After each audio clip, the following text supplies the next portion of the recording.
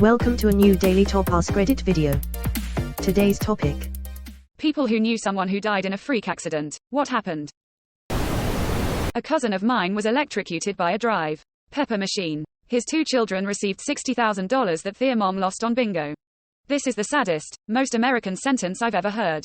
My aunt did the same thing when my cousin was killed by a DUI driver. Got like $200K settlement, renovated their house, got a car and gambled the rest at the casino.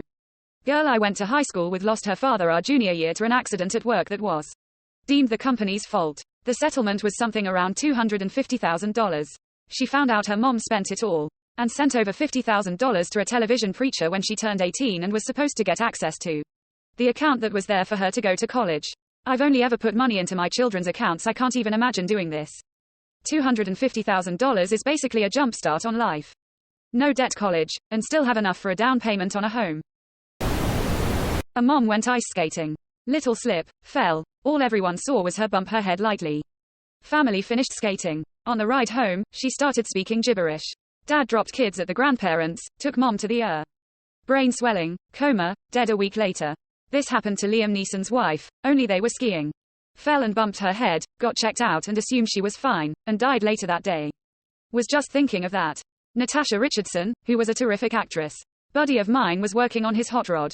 Drunk, as usual. Had the car on ramps. Must have been crooked, and didn't block the rear tires. Car moved, shifted, off the ramps and crushed him. His fiancée found him after work the next day. Was a really fun dude. Great guy, but the whole story just kinda fit. That happened to my grandfather and he lived. Truck slipped off, crushed him, broke his ribs, he had a heart attack in the moment of pain, fear.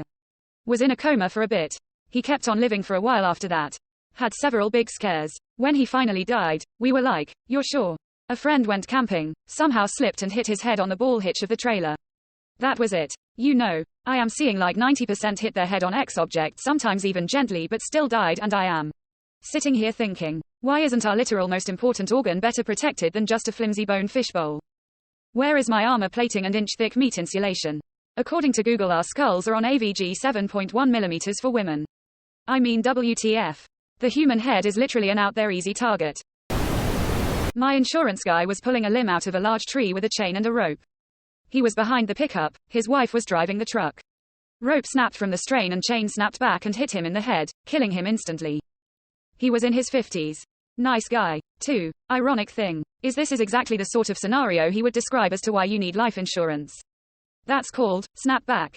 It's no joke. When I was in the Navy, they make you watch training videos of footage of snapback happening on those big mooring lines. And big ropes will fucking move at the speed of bullets and literally explode your ass into mist. I was trapped on a small raft that went adrift in a storm during military exercises with the Merchant Marines. We went adrift because one of our lines fell off as the storm increased in intensity. And the other wet line was getting more and more taut as the waves got bigger in the storm. The raft was about 20 feet by 20. Which means there's not really anywhere to run if that line snaps. Because the line doesn't snap back in a straight line. It flaps back and forth if you watch it in slow motion, covering a large area as it flies past you. We decided it was safe to throw off the last mooring line and just float adrift and hope they found us in the morning, then risk keeping the line on and get hit with a snapback situation. They found us easy peasy the next morning. But it was a cold, wet night on rough seas, on a small LCAC raft. Taut ropes terrify me. I won't even trust him to tow a vehicle. My dad worked on aircraft carriers when he was in the Navy. Now, you'll have forgive my description of all this cause I really do not know much about it. But he told me about how the planes take off from the ship. How since there's not a lot of room for them to take off, they have to basically slingshot them off the carrier using high tension lines. And how if one of those lines snapped and you were anywhere near it, you'd probably be cut in half. Note, I misremembered and people brought to my attention what I was thinking of was actually the cables involved in the process of landing or catching planes on aircraft carriers. There was a person at the beach who got impaled by a flying beach umbrella.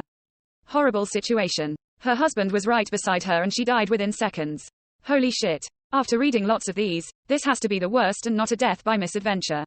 Alive 1 second, totally dead the next. Completely random, chance occurrence. To be fair, if I was going to die in a freak accident, I'd rather it be fairly instant than bleed out in agony. When my mom was in her early 20s, her, my uncle, and grandmother were walking into a McDonald's.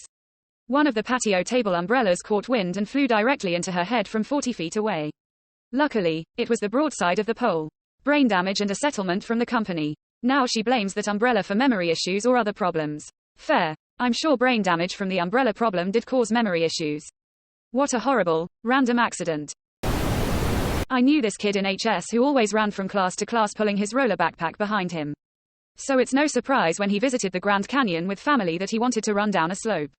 Well, he got going too fast and couldn't stop himself. His entire family watched him run off the side of the Grand Canyon. Oof edit. Now that I think about it, some of the people I went to high school with were wild.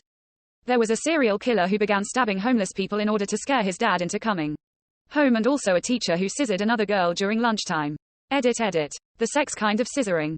Teacher source. Serial killer classmate. There's a book called Death in the Grand Canyon, telling the stories of PPL who died there.